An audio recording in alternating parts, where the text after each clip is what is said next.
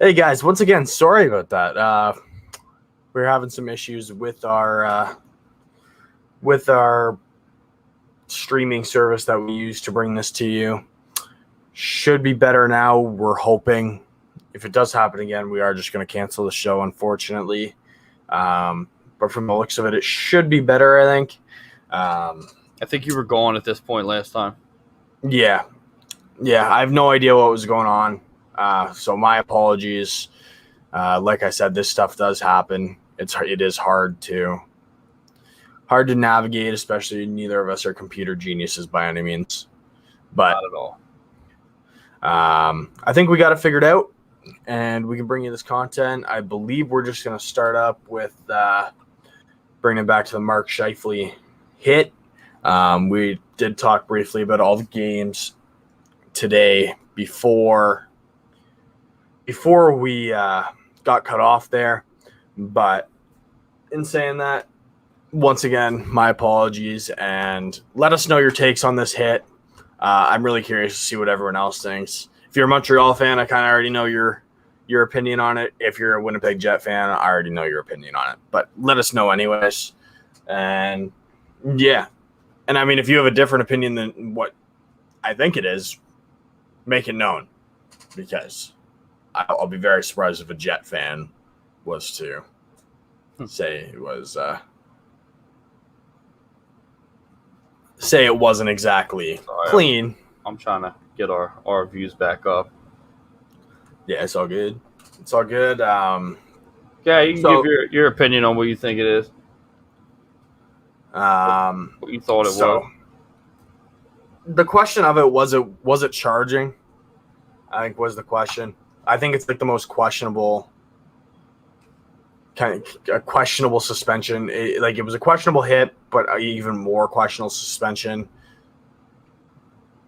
The 4-game suspension was a little bit ridiculous. I personally don't think it was a suspendable hit. You could argue it was an unprotected player, so maybe give him a game. He's not a repeat offender. So, I mean, how are you going to – how do you – there's no clarity on what draws that line between a 6-game suspension, a 4-game suspension, a 2-game suspension, no game suspension. Like these guys are NHL hockey players, and they don't know. Like it's almost like he's getting a suspension for hitting him too hard. Like obviously, best wishes to Jake Evans. Hopefully he's all right. Obviously that does suck. You never want to see a player get injured, but I don't think Scheifele can really be blamed for that hit. What's he gonna do? Let him score? You could argue he could have poke checked, but yeah, I mean, I don't think it was anything at all. Like I'm being completely out of control about it, just because my main point about it is, what do you want him to do? Just like, let him score. And the thing that bothers me is that everybody's answer is to poke check. And that's just not. I mean, he could have done it, but who in that position is gonna poke check? Like, I'm not gonna do. I'm gonna light him up.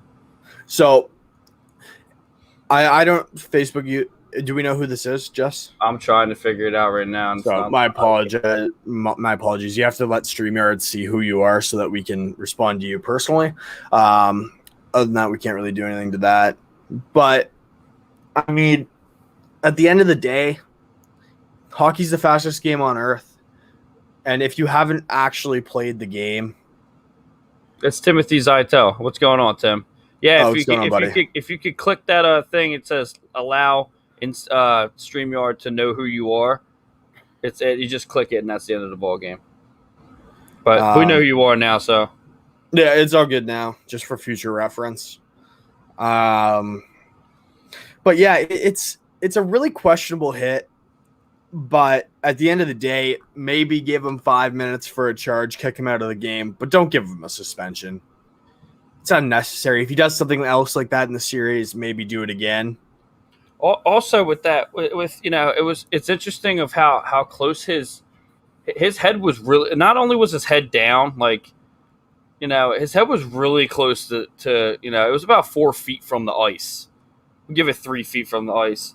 So, like, by saying that he was headhunting, I mean, it was such a fast play. It just wasn't really what. And I think it was funny that, like, in our group, I think it was our group message, the OCS group message, somebody posted the other angle, and I was not able to find that anywhere else ever again. So, like, the other angle that shows you how it is Shifley's fault, but, like, it shows how it's really not as bad as everybody's putting it out there to be. Yeah. And I mean, if you think that's a dirty hit and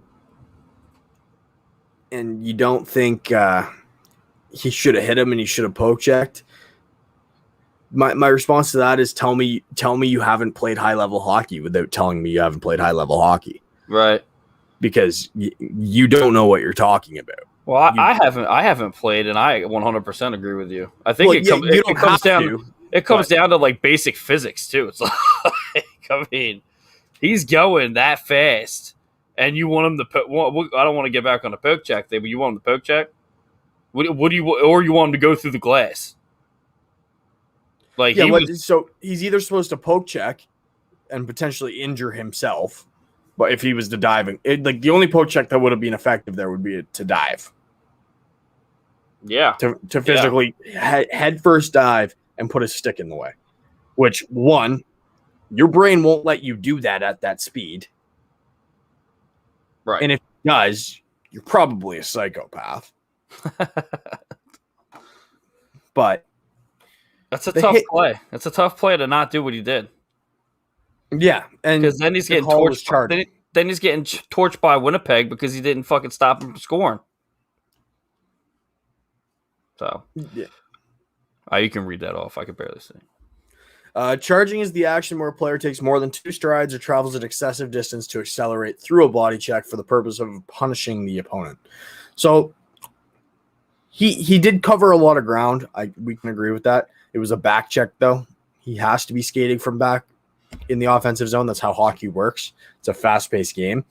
But if you watch the video, he stopped skating and striding at the top of the circle, which kind of just throws that entire charging rule book away. Well, nobody's showing it either. Yeah. So, like, he stopped skating, so it's not a penalty. I'm sorry. He's getting a 4-game suspension for hitting him too hard. Yeah, the little guy got hit by the big guy, and the little guy lost, and that's what's happening. That's how I feel about it. Yeah, I mean, and like you said earlier, Shifley's not like a repeat offender. He's a pretty honest player. No, if it was someone like Tom Wilson, it'd be a different story. But Shifley's one of the most respected players in the league, and in my opinion, probably one of the cleanest. So, and Winnipeg's not really known for being chippy either. Like, I don't know. I just don't really think it was necessary to make it that big of a deal. Agreed. Yeah. And that goes into, I mean, and to be honest with you, the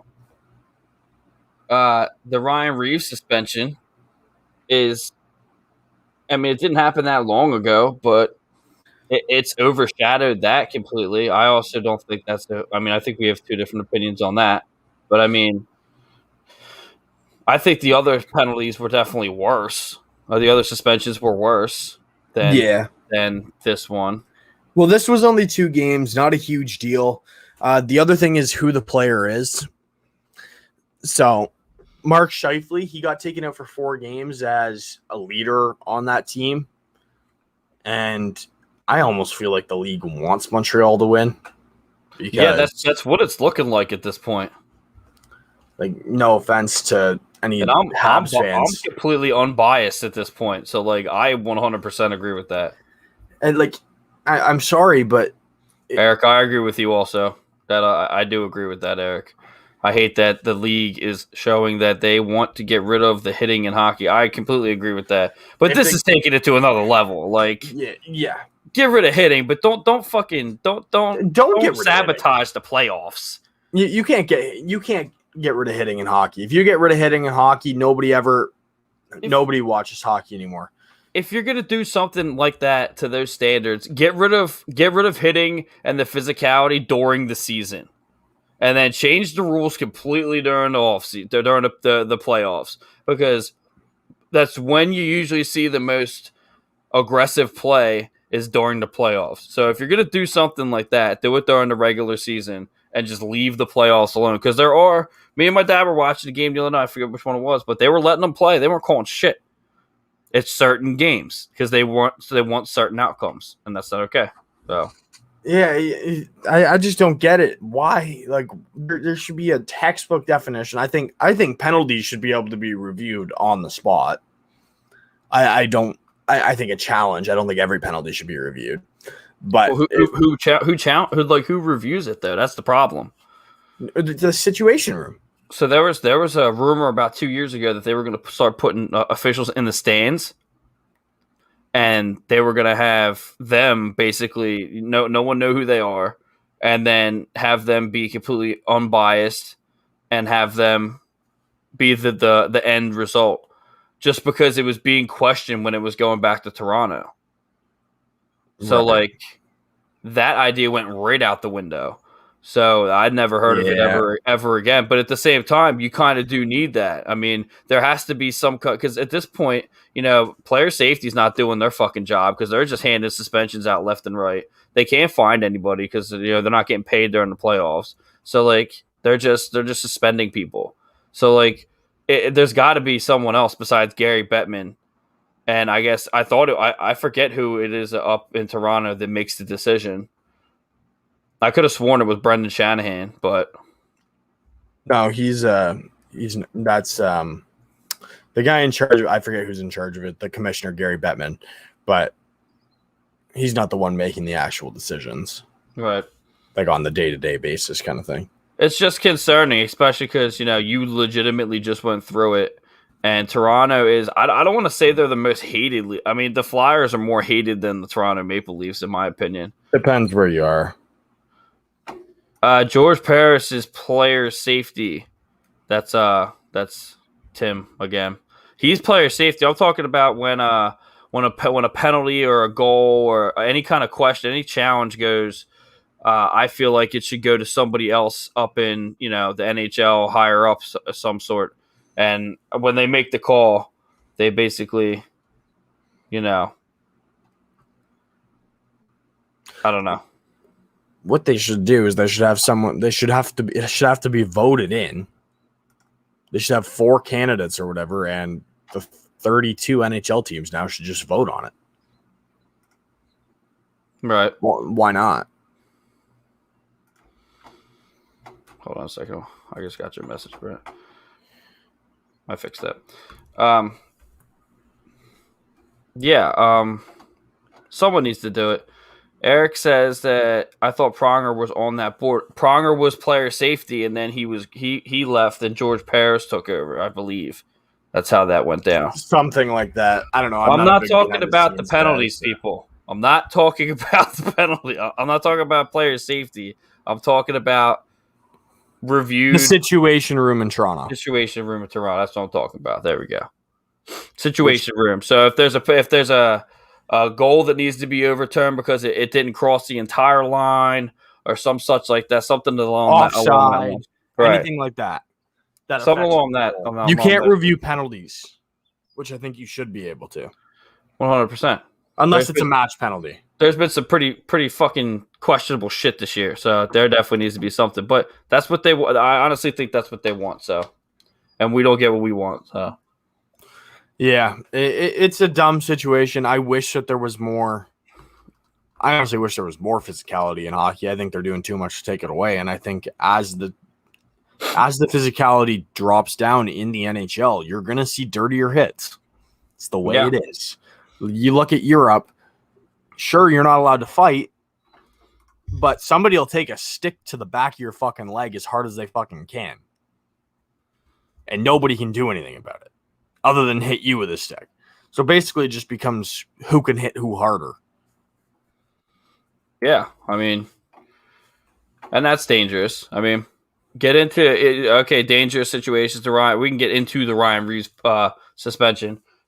I personally don't think. I think if you actually watch the video and you see the other things that are going on around the actual quote unquote issue, which like I said numerous times, William Carlson getting put in a rear naked chokehold for just standing there and doing nothing, and the guy that jumps on Ryan Reeves' back to actually make it happen, that he puts his knee on Graves' head. Yeah, it's in the It's video. shitty, It does look a little bit aggressive. If Ryan Reeves doesn't do anything, it doesn't happen. but he's Ryan Reeves. Yeah, but it doesn't matter. Come on. That's what I'm saying. He's Well, what, 245 pounds? He can't be. you can't say if you. I'll take the words out of John Scott. If you slow the video down and you look at it, it kind of doesn't look as bad. Just same thing with Tom Wilson's. Tom Wilson's didn't look bad when you slowed it down, but fast it's just like it's like a fucking hurricane is going on. Like, No, yeah, I agree, and I don't think there should have been any. I think he should have been a penalty. I think maybe a match penalty, kick him out of the game. yeah. I don't think he should have been suspended. I don't think he was intentionally trying to injure anyone, but in the spur of the moment, it looks like he is. So what do you think? What do you think with this on top of changing sort of challenging penalties and shit like that? So Graves was on the fucking bench. What do you mean? So Graves played After that? Yeah. Doesn't matter. Okay, but I think it does. It does a little bit. Jake Evans is up in the fucking hotel room just hanging out playing Xbox. Yeah. What the fuck? If you're not hospital, you can take him out on the stretcher. What, to put him in a car to take him to the hotel? Fuck out of here. That's a problem. If you can't play, if it's that big of a deal, then you're fucking out. No, yeah, I agree. But the reason for Ryan Reeves' suspension wasn't because Graves got injured. Oh, I know. Well, I mean, he laid on the ice like someone shot him with a sniper rifle. It's part of the game, though. Jake Evans, I got it. I got you. That was rough as fuck. He was out. Like, he was midair out. He was out when he hit him. You can't take that away from that. But no, like that does have to play a role. But at the end of the day, it's the hit. Whether an injury comes of it doesn't change if it's a dirty play or not. Okay, but I'm just saying. I mean, what I'm saying is, look at that suspension. Look at the outcome, and then look at this suspension. I mean, Connor McDavid did the same exact thing. Didn't get suspended, but Kadri did. I'm not a fan of Kadri, but repeat offenders get what they get. That seems to be the deal. Unless you're Tom Wilson. All right. But I hated this one. I've hated every suspension in the playoffs so far. I think this was, honestly, it wasn't a clean hit, but it wasn't like an intent to injure hit. It wasn't. It was kind of almost reactionary, I feel. Yeah, it was a bad angle. And like I said, I don't like Kadri, but yeah, you can't. I don't know. That was a rough one. I don't think it was an ugly hit. Like, yeah, sure, it was a little high, but it's not a. What did he get? 6 games? He got 5. I thought. No, he got 8. Did he get 8? Yeah, 8. He got. So 8. he got more than 5. Anybody games, needs that, which I think is the max allowable for a hit. Which is like, that's a series potentially 2. Yeah. Yeah. Like, that's excessive. Like, that's not fair to the players, I don't think. Yeah, 8. That's what I thought. So that's wild. And especially, has he? Correct me if I'm wrong. Has he done anything lately?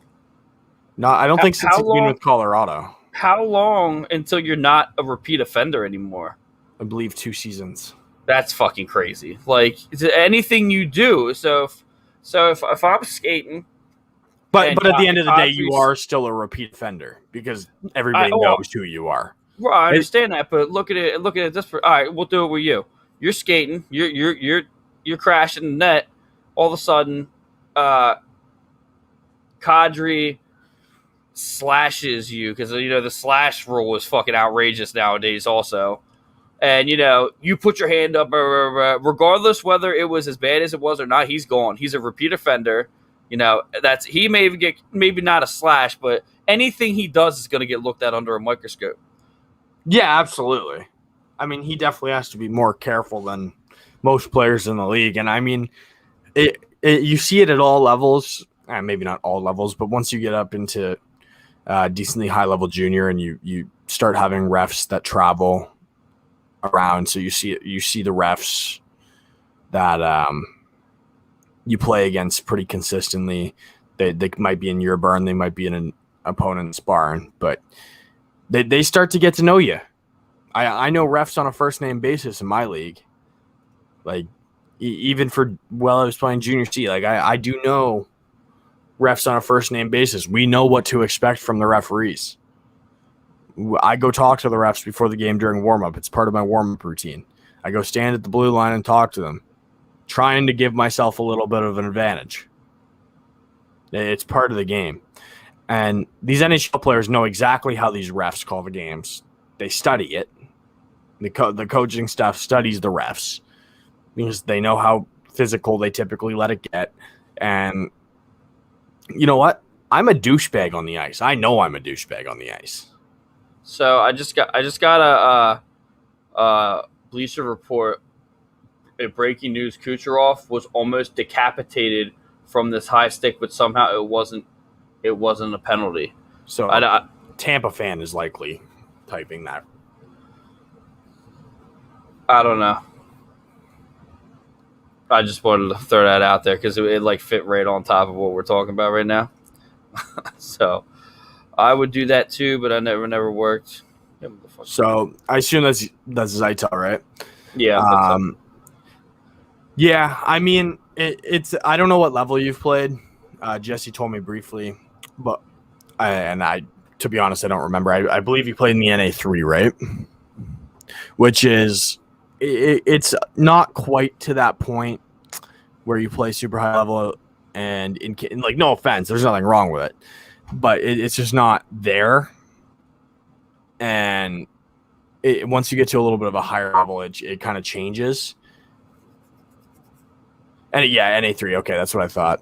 Yeah, there's nothing wrong with the NA3. I mean, it's obviously a little lower than super high level, but it is still junior hockey. It's just the rules are a little bit different than when you get a little bit higher. And I'm not trying to torch you or anything for playing NA3. There's nothing wrong with that. And anyone else that's played lower level than NA3, like good for you for getting where you've been. But it does change when you move up the ranks a little bit. Not to torch, like not to be cocky or anything. Anybody that's paying attention to our guy Tim here, he's going to be coming on to our show in the next couple weeks too. So look out for that. That's going to be pretty explosive. We're both, assholes on here, so it should be pretty good. I think. Like I said, not trying to torch anyone for the level of hockey they played. It doesn't matter. It's a sport. I'm just trying to now, Tim, if you're listening, you could get along with this next topic. Yeah, there you go. Here you go, Brent. Brent is or Clem, whatever we're going to call you this week, is a Toronto Maple Leafs fan. He did not piss or light any of his jerseys on fire. So no, because I didn't light any of them on fire because I burned them all in the past years. Oh my God. Toronto has just been so bad for so long. They finally have a fucking good I would team, never burn any of my jerseys. Like, I'm joking, by the way. I would never burn a jersey either. I was gonna say, I thought you were better than that. I might burn. If I was gonna burn one, I would probably burn the Doug Glatt jersey out of all of them. I don't know. I do have a Nolan Patrick jersey. I could probably burn that one. Not really care too much. Yeah, but I'm not burning. I'm not burning any of my jerseys. Yeah, and that's the thing. I think it's funny too. Is that like I talk to the guys, you guys up in Canada that are on the network, and you guys are like, oh, my whole life they've done this, bro. I've been alive for 34 years, and the Flyers haven't won since the 70s. How do you think I feel? Whoa, bud. I like. Whoa, what are you, a Rangers fan? Yeah, or a Devils fan. Something smells fishy here. Are you a Rangers or a Devils fan? Hey, we said we weren't going to torture, man. Hey. I got to relax and watch the playoffs. I didn't have to be stressed out like Clem here. But walking on thin ice there, bro. Oh, I knew it. I fucking knew it. I knew it. Rangers. I mean, I'm sure a lot of people would burn a lot of Rangers Look, jerseys too. you guys won one game, 9 to whatever it was against the Flyers. Okay, cool. You know, whatever. We'll see you this year. I mean Sabres Zimbabwe also made what 5-goal comeback on you guys. Listen, Sorry, I was just listen. naming Let's talk about what experiences. let's talk about what we were talking about. Okay, let's do this. Back to that. Let's get back to that. Yeah, so basically Toronto needs to fucking man the fuck up and figure something the fuck out. And if they don't, they have to blow up this team, which is really depressing because they have a blow that team up. What do they do if they can't win? I don't know, man. There's something going on there. There's just like the same thing with the Flyers this year. Something's going on there. You can't say the Flyers have a bad team. I mean, and to be honest with you, I know Tim, you're still there. They lost. They're losing to the Sabres and the Rangers. You're gonna tell me with all the people they have on their team, something like in depth and under the radar isn't going on. There's definitely something going on in Toronto in the locker room. Something is happening. We thought it was Babcock. That's why we fired Babcock. But he's gone. That's what I'm saying. So what the fuck is it? That's what I'm saying. It may not have been him. Maybe it's Austin Matthews. Maybe it's Austin Matthews and maybe him and the. You know what it could be? It could be the young guys and the vets not seeing eye to eye. Because look who you got. But it was like that before the vets got there. But look at what it is. Look at who you have though now. Look at exactly. You have Tavares. You have fucking Foligno. I'm just gonna say right now, if Tavares was healthy that entire series, it would have been over in 5. I think it was a huge thing, him going down. It has to be a big deal. Like, it's a captain of a team. Just like if Winnipeg loses, I'm going to be fucking pissed off that Scheifele got that fucking suspension because that's their fucking leader. One of their leaders. They have a deep leadership group, but Scheifele is a huge part of that team.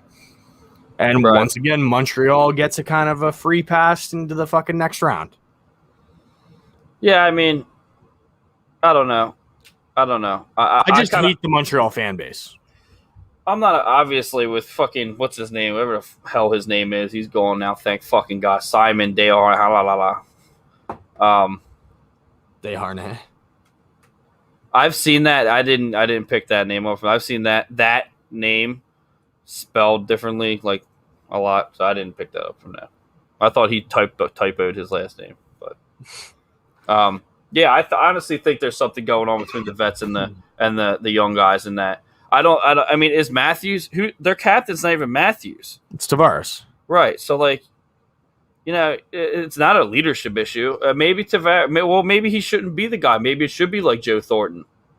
I don't think it should be Joe Thornton. I think the captain needs to be honest, if Wayne Simmons. If they could possibly re-sign him, Nick Foligno. He is a bad motherfucker, man. I love Nick Foligno. He was my favorite pickup in the at the trade deadline.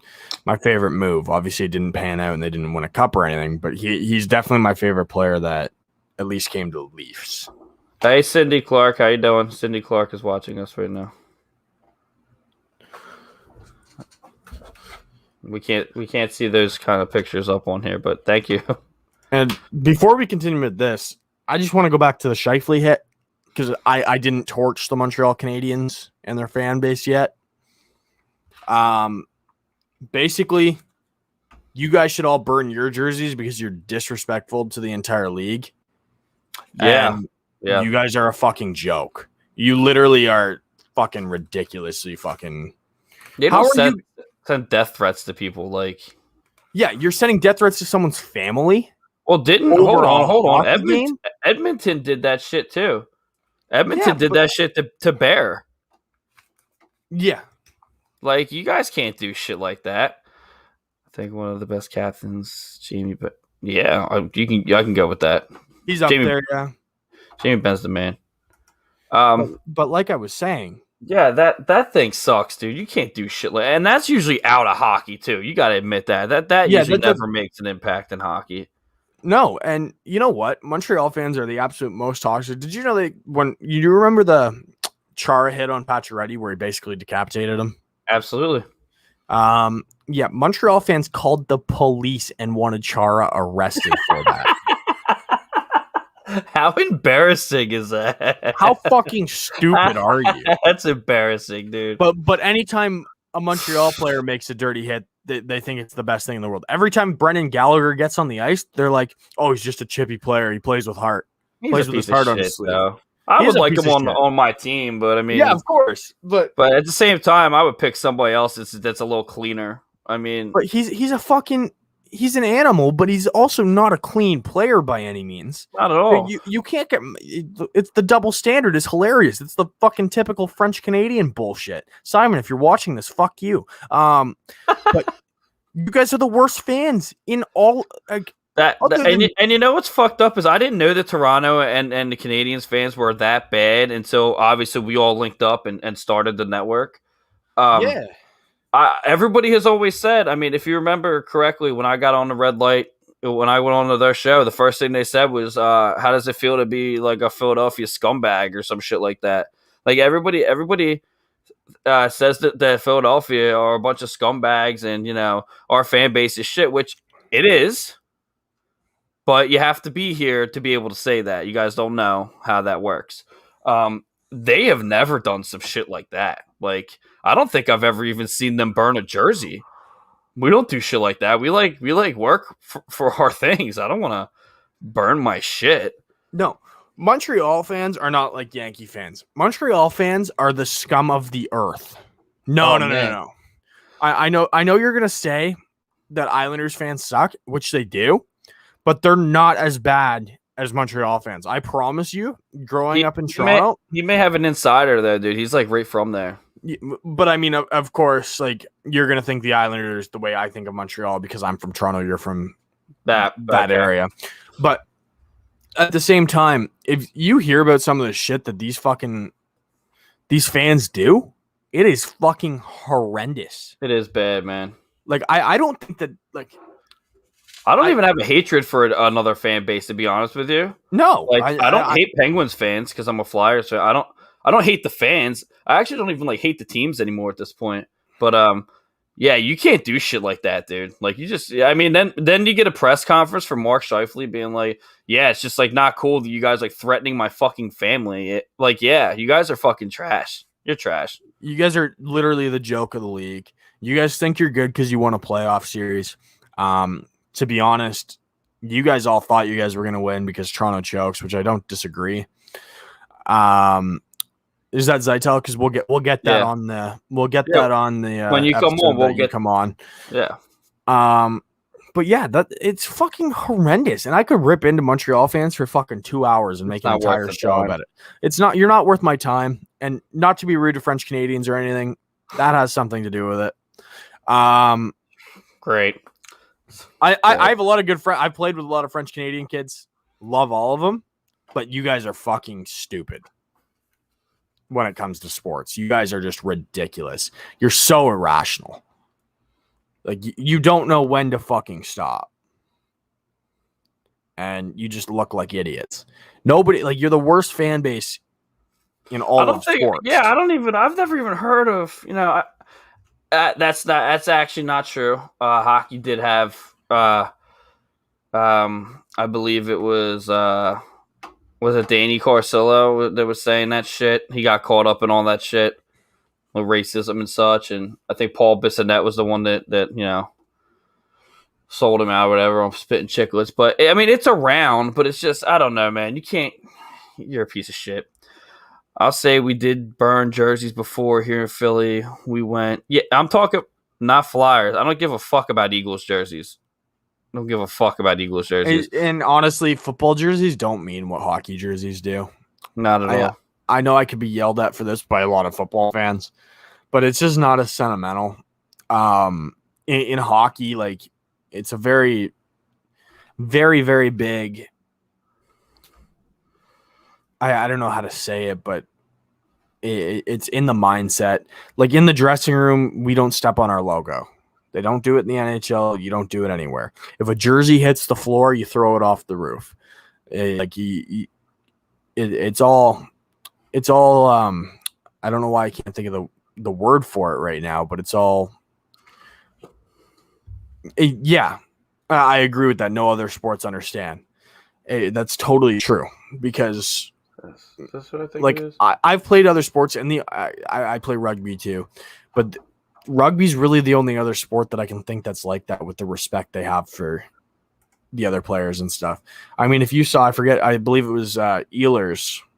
He was sentimental, yeah, sentimental value, and like when it comes to the preparation of it, it's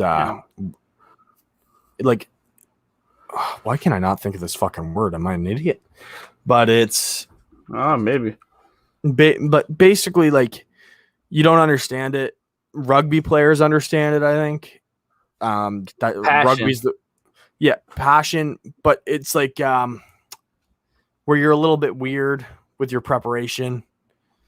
Everyone knows what I'm talking. The routine. The routine, yes, but like it's very like you have to do it. I have to do it this way. I have to listen. Oh, to you're these anal songs. about it. Pretty much, yeah. You're OCD about it. That's not the word I was looking for, but well, there you go. I keep getting slammed with emails for a second. I must be doing something good here. Yeah, Jesus Christ. That's yeah. I was trying to give my girl nobody else understands. Jesus Christ, what is happening here? Yeah, trying to give my girl some superstitious. Eric said. Thank you, Eric. Let me give my girl some props here. Love your show / I love the rest of your group / I love talking hockey with people that know what they're talking about, the game and the rules. 2 more months till hockey. Oh yeah, watching the World Cup hockey right now. That is Cindy Clark. That's Bobby Clark's cousin. Oh, nice. Yeah, we appreciate it. She reminds me all the time how much she loves like Flyers Alley and the network and everything. So I'm glad that we're doing something right here. So yeah, we appreciate your support for sure. We've had some technical difficulties and such. It's the first time it's happened on the show. We apologize. We figured it out. It could be way worse. Tampa Bay up 1-0 right now. Fuck Tampa Bay. Tim, I agree. No other sports understand. He said sentimental. And the logo, this thing. I didn't see this one. Logo's always facing out, the numbers to the wall. He's talking about the jerseys hanging in the dressing room.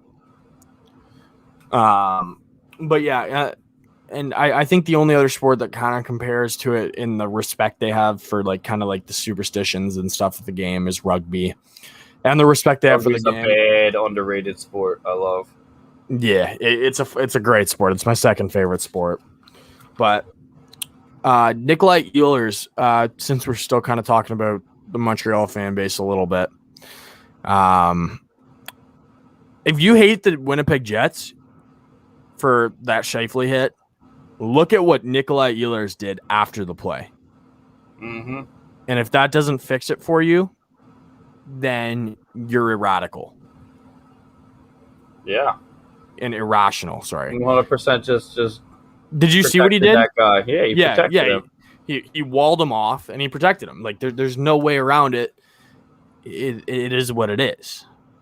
Like I guess he's just a Beaut, not a Dusty Beaut. Yeah. Thank you for the shout out. Good night. All right, take care there, Cindy. Cheers. Thanks a lot again. Yeah, so that's... Love that fans. That's nice, isn't it? Pretty cool. Yeah. Moving on. All right, I'm done torching. Yeah. Okay. For now. The Corey Perry answers the bell to Nick Foligno. Is that okay or not? I think it's okay. I think it's okay. I don't think it... I think... Okay. Not... I think Corey Perry didn't do it necessary properly. The same thing? Is it necessary?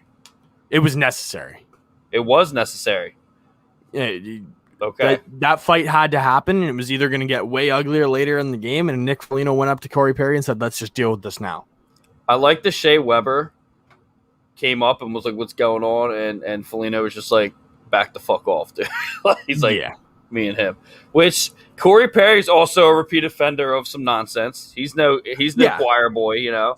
But that was not his fault in any way, shape, or form. No, I don't blame Corey Perry for what happened to John Tavares.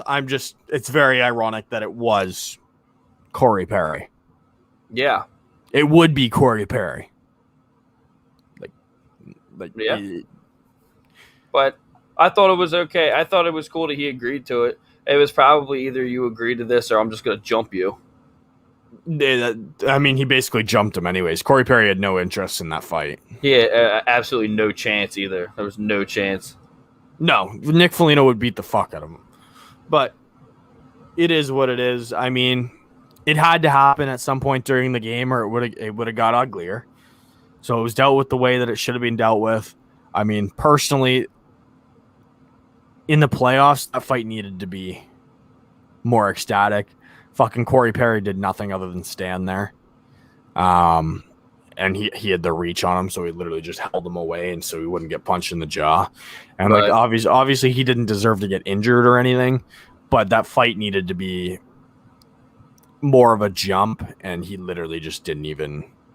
I don't think he really answered the bell, to be honest with you. I agreed to it. He was taking his gloves off, though. He answered the bell. He dropped his gloves, but he didn't fight. Oh, well, he knew he had to get his ass kicked. He was. I would consider that bell answering. Yes, No? no. I had no respect for the way he took that fight. So situational. Let's say he doesn't drop his gloves and Nick Foligno just fucking torches the shit out of him. I think it's the same thing. Yeah. Yeah. You think? But I think a lot of people are gonna fucking freak out and have some shit to say about it. The fact he dropped his gloves and actually participated in the onslaught makes it a little better. He dropped his gloves, but he didn't participate. That's kind of my thought. It's not like he was going to turtle if Nick Foligno jumped him. He's a bigger guy. He would have just held him back anyways, just with his gloves on. In 10 minutes, I have to go let Jake in upstairs. So Okay. I'll let you know. Moving on. Yeah. Free agent frenzy. This is kind of like my favorite part of this episode. I probably should have waited until he got here so I could run upstairs real quick. No, it's all good. There's some big fucking names out there for free agency this year. Whether any of them get moved, I don't know. Ovi obviously is going to stay with the Caps. Unless he doesn't, which would be... I just don't know where he would go. Yeah, what jersey looks okay with his name on the back of it? It just would be so weird. He'd have to go somewhere kind of random, like not like he couldn't go to Tampa. He couldn't go to Florida. I guess he could go to Florida. Do you think he leaves, or do you think he just retires this year? I don't think they're going to get rid of him, but do you think if it comes to I don't think it would happen this year. I think they'll obviously re-sign him. But do you think if it comes to the fact of him leaving Washington, that he would just retire? It depends if he's already broke the goal record or not. That makes sense. Do you think there's a team he doesn't want to go to? Pittsburgh. I would agree with that. In an unbiased comment. I don't think he'd go to Pittsburgh just because it's him and Crosby have a rivalry. But could you imagine if they teamed up? No. I think it would be an absolute dumpster fire. I think they would have a power struggle beyond. That would probably be the biggest problem in any locker room in the history of the NHL. I disagree. Really? You think they get along? I think if they were on the same team, they would get along. I don't think they would. They have to respect each other as respectively 1 and 2 of their generation. One's the best player, one's the best scorer. I don't think they get along. I think they do, and I think it's going to be the same thing for Matthews and McDavid. They've already played together.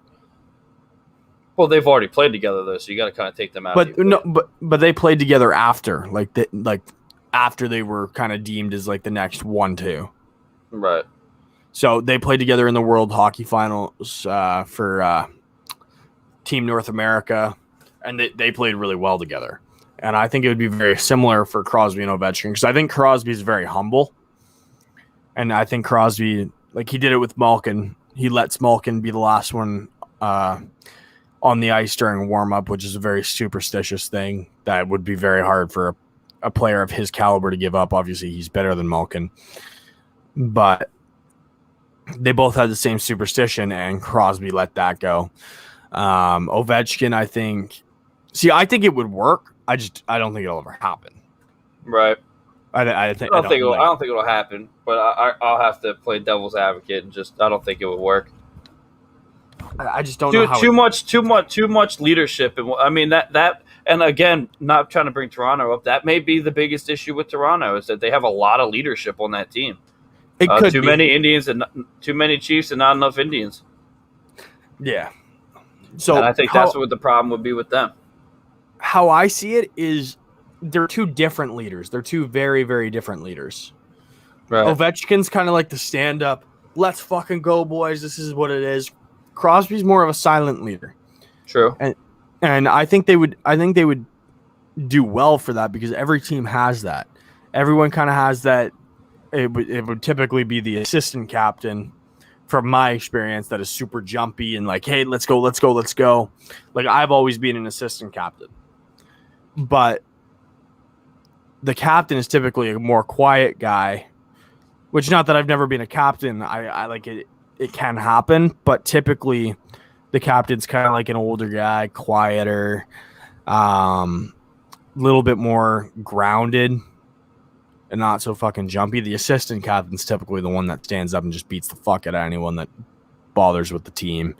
Or they're the ones that are standing up in the dressing room, or they're the ones that come in and just absolutely break a stick over the wall because they're pissed off. Not that captains can't do that. It's just more likely for an assistant captain to do it. Typically, assistant captains are more vocal leaders, which Ovechkin is, and Crosby is not. So I think it would work well. And, I mean, if Crosby went to Washington, then it's a Crosby being the assistant captain. If Ovechkin went to Pittsburgh, he'd have to be the assistant captain. Right. There's no way definitely have to be a pecking order that would have to be completely, talked about. Yeah, and it would have to be talked about and it would have to work, but I think it could work. I don't think it'll ever happen. I don't think we'll ever see him leave Washington unless he hasn't broke the goal record. But another one, interesting, Getzlaf. He'll stay. Yeah, they'd be crazy to not keep him. He'll get paid. He deserves to get paid for having that career. Pretty much all with them, if not all with them. I can't remember. Oh, isn't Grubauer too? You said Grubauer? Yeah, Grubauer. We actually have these. We can pull these up.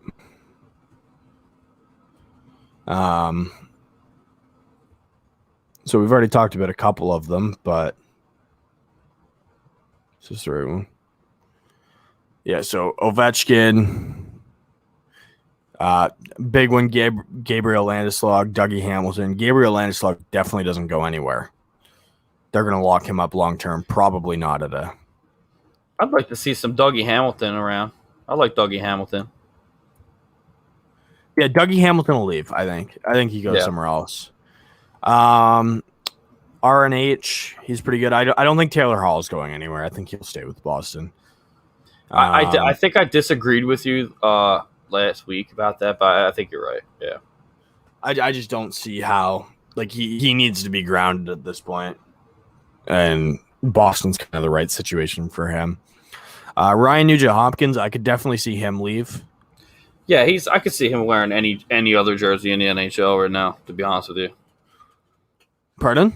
I could see him wearing any other jersey in the NHL right now. Yeah. It doesn't leave my Edmonton mind. Can't afford to lose him though. They could.